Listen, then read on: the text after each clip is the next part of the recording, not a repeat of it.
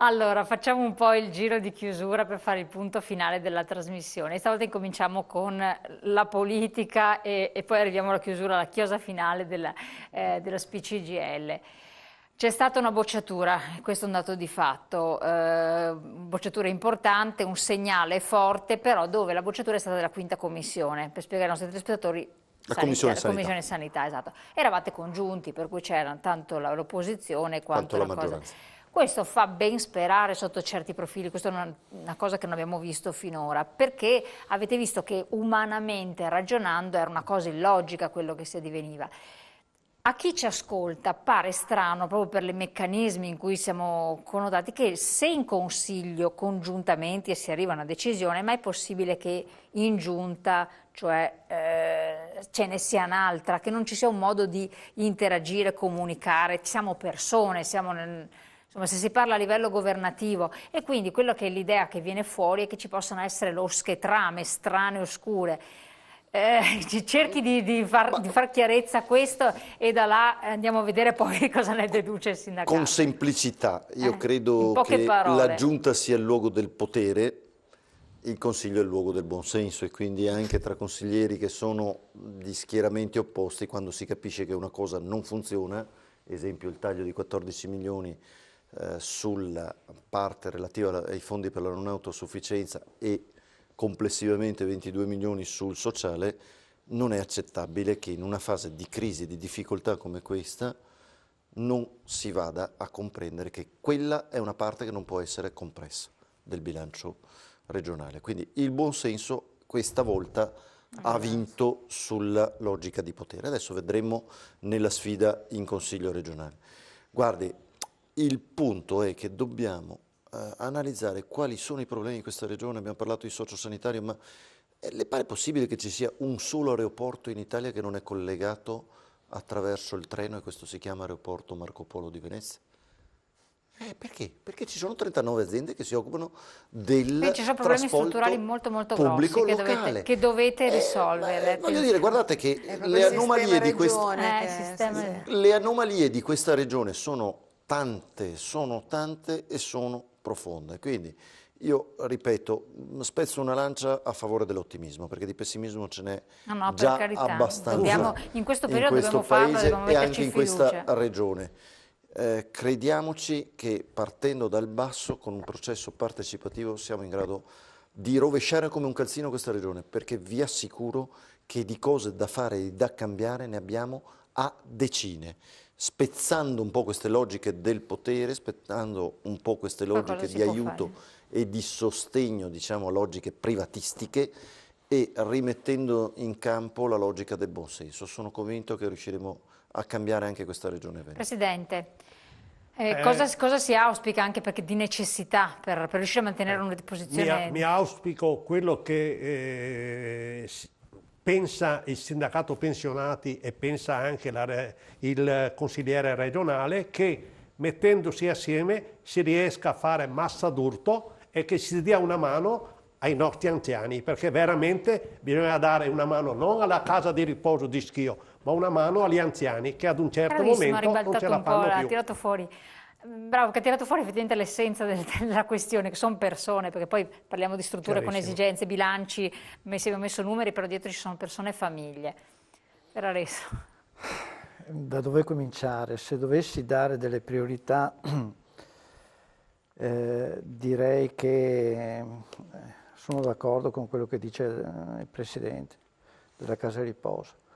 Bisogna fare lo sforzo che alcuni obiettivi comuni diventino una priorità, però che ha bisogno di risposte certe in tempi rapidi. Quindi non autosufficienza, disabilità, salute mentale sono una priorità per questa regione.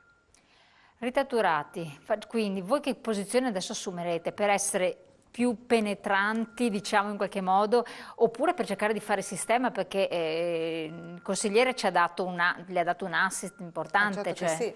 Allora, la prima cosa che mi viene in mente è questa, ovviamente telefonare ai miei colleghi di FNP e UIL per dire guardate, non so se avete capito cosa sta succedendo, ma è questo.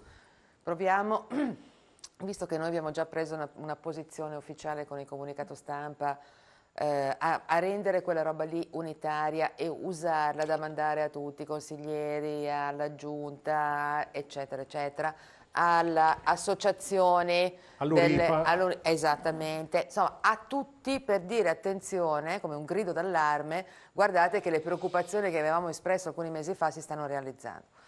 Quindi questa è la prima cosa che a me viene in mente. Seconda cosa è quella che dicevo prima però, richiedendo, oltre a questo che è un percorso, diciamo così, politico, insomma, no? che attiene al ruolo di rappresentanza che dobbiamo svolgere, io penso appunto che ci debba essere un atto, adesso lo diceva bene Ruzzante prima, no? Dobbiamo, a partire dai bisogni delle persone, recuperare un processo partecipativo.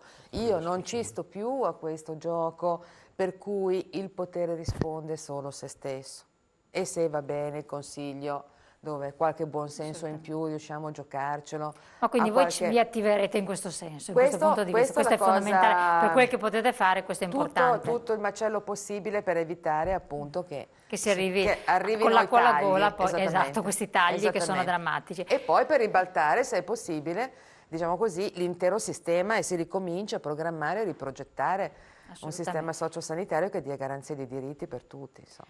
Allora, detto questo, siamo arrivati in chiusura, io vi ringrazio di aver partecipato, ringraziamo della collaborazione SPCGL che porta alla luce queste questioni che altrimenti vengono sottaciute, perché purtroppo pochissimi ne sono a conoscenza, fanno un titoletto così sul giornale, però poi in realtà sono di una gravità estrema perché riguardano la vita di migliaia di persone che peraltro sono proprio quelli che versano in maggiori difficoltà, e si parla poi di prospettive.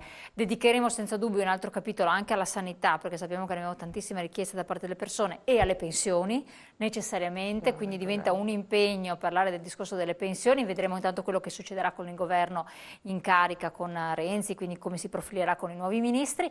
Detto questo, noi ci chiudiamo e in chiusura io lancio la classica, la pillola che diventerà ormai frequente nelle nostre trasmissioni, come trovare soluzioni rivolte a piccoli artigiani, commercianti, piccoli imprenditori, insomma come farsi aiutare per uscire un po' da questa crisi. Grazie ancora, appuntamento alla prossima settimana, ma domani alle 12:40 ci vediamo in diretta.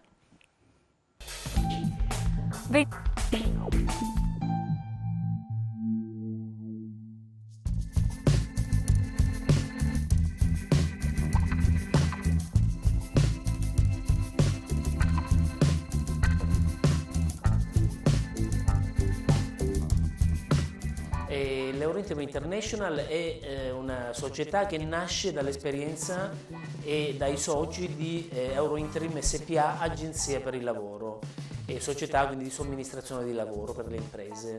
È costituita dai consulenti del lavoro, tutta la base sociale è consulente del lavoro, la sede nazionale Padova e decine di filiali in ambito nazionale.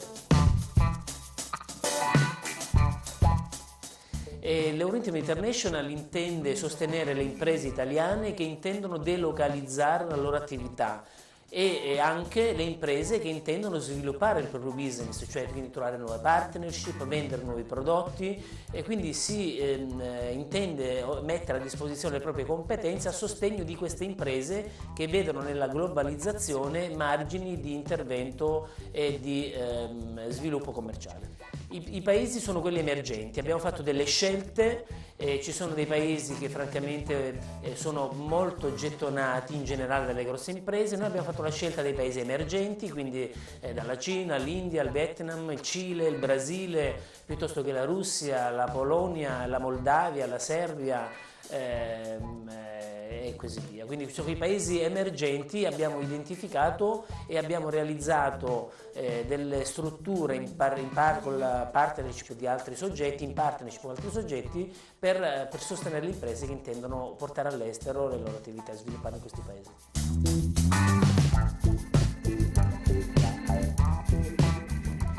E l'intento è quello appunto di non subire la globalizzazione, ma essere attori della globalizzazione.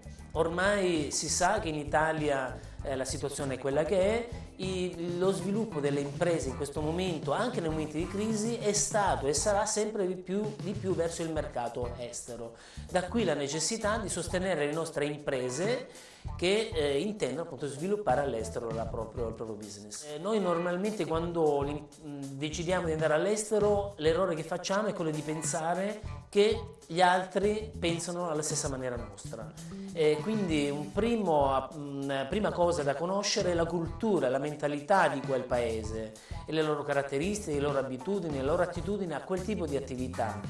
E poi ci sono degli aspetti normativi legati alle licenze, legate per esempio a tutte le autorizzazioni, ad aspetti fiscali del paese, per non parlare poi di quelle logistiche, quindi individuazione delle location e non per ultimo anche la gestione, la ricerca e l'individuazione delle risorse umane da inserire nelle aziende.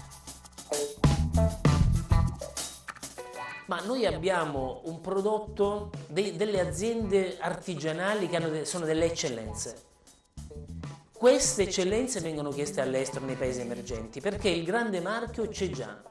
I vari marchi che non sto qua a indicare già esistono, hanno la loro attività, hanno il loro sviluppo e sono lì da tanto tempo. Ma il piccolo artigiano, l'artigiano che ha il prodotto di qualità, la scarpa fatta bene, la cravatta fatta bene, il vestito di qualità, piuttosto che l'alimentare adeguato, ecco, queste figure hanno grandi spazi sul Made in Italy nei paesi emergenti. Noi ci rivolgiamo a queste piccole e medie aziende.